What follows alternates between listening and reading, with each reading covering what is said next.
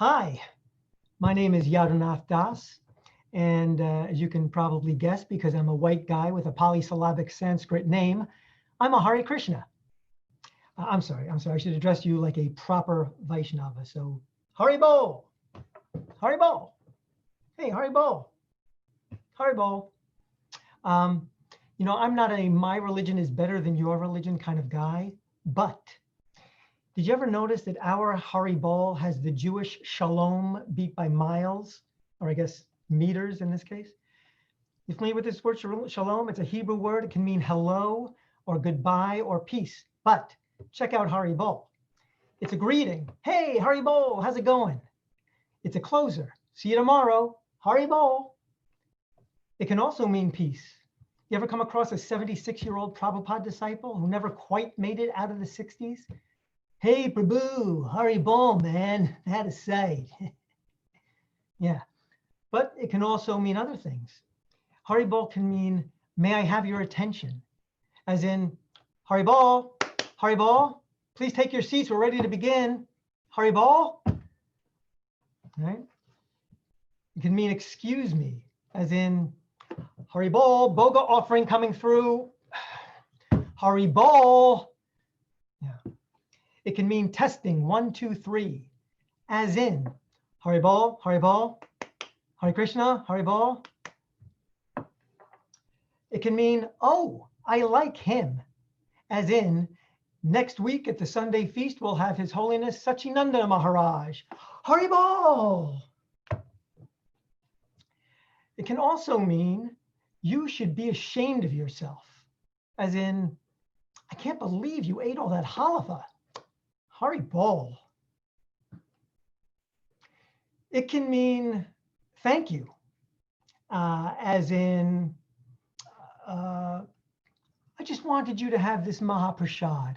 Oh, Haribol. And it can also mean thank God, as in, the Janmashtami feast will be served in 10 minutes. Oh, Haribol. It can mean both yes and no, making it the sound incarnation of the ever popular Indian head shake. Because it can mean yes, right? As in, does anyone want more kirtan? Haribol! But it can also mean no, right? Like more sabji, prabhu? Oh, Haribol, Haribol. Then, of course, there's the literal meaning of Haribol, which we all know is heads up, everybody, the kirtan is ending very soon. Haribol, Haribol. Yeah. So I think we got him beat. Hey, did you ever notice, did you ever use japa as a way to measure time and space? You know what I mean? Like, hey, when are we leaving? One more round. Or something like this, like, hey, how far do you live from the temple? Oh, really close, less than a round walking. You guys all familiar with Alachua in Florida? It's the biggest community of Hare Krishna devotees in the US. And I'm thinking that's what it must be like getting directions there, you know? Okay, stay on this road and chant one round, then make a left. Then it's a quick right, just a few mantras. From there, it shouldn't take you more than 2 rounds. If you chant more than 2 rounds, you passed it. You know, devotees get carried away, of course. I overheard this conversation one time. We're having a baby. Oh, Haribol. By the way, Haribol can also mean congratulations. Oh, Haribol. How far along are you? 32,256 rounds. Wow, you're hardly showing. Yeah. Excuse me. So, what you all been doing during the lockdown? If you're Gaur Kumar Prabhu, you probably increased your chanting from 64 rounds a day to 128 rounds a day, and you probably increased your reading from 1 chapter of Bhagavatam a day to 1 canto of Bhagavatam a day. Of course, that's Gaur Kumar. That's not for everyone. A lot of devotees have been spending more time on Facebook. Now, I'm not on Facebook so much myself, but I recently found out that many gurus have their own Facebook pages. Yeah, which was weird for me to think about, you know. But it turns out that a lot of times their pages are maintained by disciples, which makes a lot more sense to me, you know, because I can see some gurus posting on Facebook, but I couldn't imagine someone like, say, His Holiness Yadunath Swami posting stuff on Facebook. I mean, like, what would he post anyway, you know? Status update. Just initiated 174 new disciples. OMG, I never poured so much ghee in my life, you know. Or maybe like a pic of jalebis with the caption, love those jalebs, but they're so sticky. My hand is stuck on my dunda. How am I typing this? LOL. I mean, can you imagine him? I can't see him doing that. Speaking of such things as Facebook, there's a little known section in the Mahabharata where Yamaraj, the superintendent of death, asks Maharaj Yudhisthira, the eldest of the Pandava brothers, what is the most wonderful thing? And Maharaj Yudhisthira replies, the most wonderful thing is that every day devotees take great care to avoid reaping the devastating results of Vaishnava aparad. Yet once they start typing on Facebook, they think it won't happen to them. Have you seen some of this stuff? It's like they think if it's on Facebook, it somehow doesn't count or something. I don't know. All glories to Guru Maharaj. Post. Then the comments come rolling in. A Jai here, a Hari Bol there. And then, your guru is a fascist worm who kills puppies and eats orphans. Bam, 23 likes. It's unbelievable. It's unbelievable.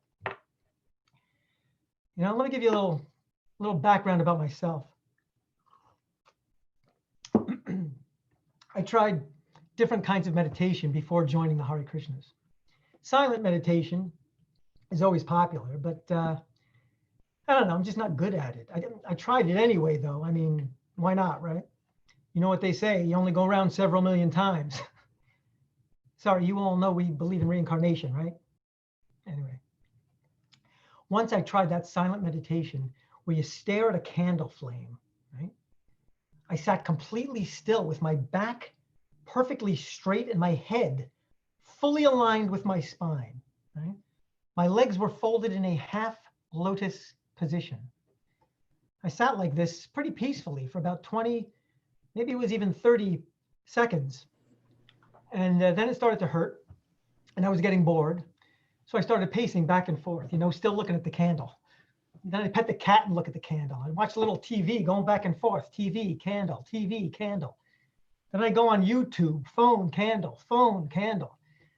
Then I take the candle outside and paint the house and look at the candle, you know, mow the lawn, look at the candle, wash the car and look at the candle. No, I am not good at silent meditation. Another time, I took a guided meditation class, but you know, that was in New York, you know, and the instructor sounded like he smoked cigarettes for 25 years. Okay, visualize the water flowing over you. Relax your body. Relax your body. Okay, all right, I'm relaxed. Get off my back. Yeah, it was rough. But then I met devotees from ISKCON and it was wonderful. Mantra meditation made much more sense to me. And the devotees, they were great, you know? I love the devotees. I mean, they're not perfect, but they're great. I mean, come on, let's be honest, right? Alachua aside, did you ever try to get directions from any devotee? There is no other way, no other way, no other way. Yeah. One time I had an argument with a devotee over a mat to sit on in Bhagavatam class. Silly, right? But remember, this was a devotee argument. Do you know what that means? Yeah, it means I wanted him to have the mat and he wanted me to have the mat. You take, no, you, no, you, Prabhu, please take, Prabhu, you take, I am your servant. No, you. We went on and on like this, back and forth, until finally we decided that neither one of us would sit on the mat. We would both sit on the floor and be happily uncomfortable. Just then a devotee came by and scooped up the mat, but he didn't sit on it either. No, he put it away. Turns out by that time, class had been over for 10 minutes already. Yeah. So devotees have their quirks, but they're great. And, when it comes to choosing a spiritual path, bhakti yoga was a no-brainer for me. I mean, what Srila Prabhupada gave us is amazing. I mean, it's amazing. And it's not just the teachings either.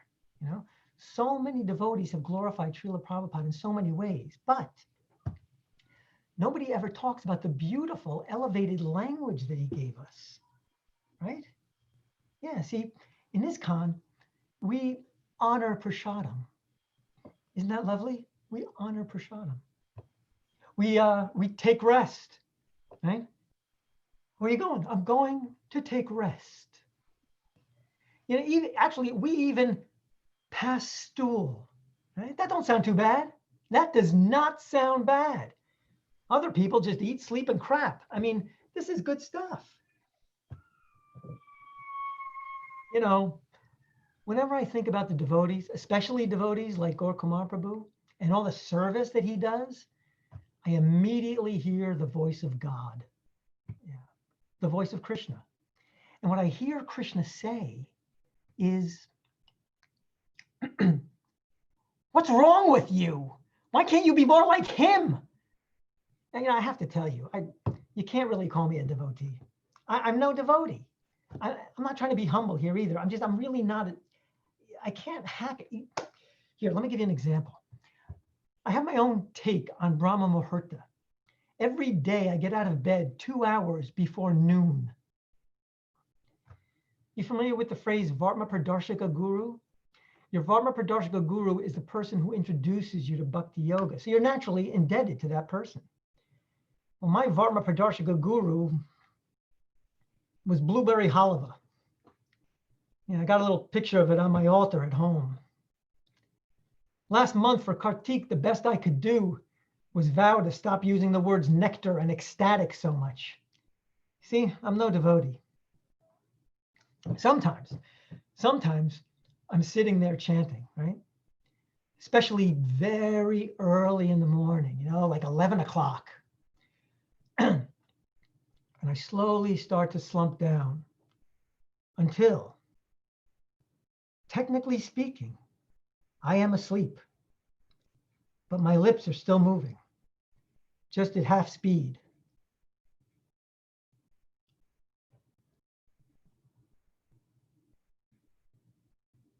I got to tell you, I'm no devotee. I really wanted to improve my japa. So you know what I did? Anybody? Pray for help to be more attentive? No. Read a book on how to deepen my chanting? No. Started waking up earlier in the morning? That's funny. No. I got bigger beads. Guess what? Turns out it doesn't work like that. Turns out you can have big beads and small devotion, and small beads and big devotion. I had no idea. I'm no devotee. I guess my approach to japa doesn't help. See, more than the quality of my chanting, I'm concerned with the fashion statement of my bead bag. Yeah, I wanted to have a nice, slick bead bag, so I bought myself a designer bag. But at least the designer is a devotee. Yeah, Tommy Govardhan Hilfiger. Maybe you've heard of it. And in an effort to resist being falsely humble, I got it monogrammed. I don't know what I'm going to do. But still, I want to be a devotee. And to prove it to you, I've compiled a list of my top 10 reasons why I want to be a Hare Krishna devotee. So here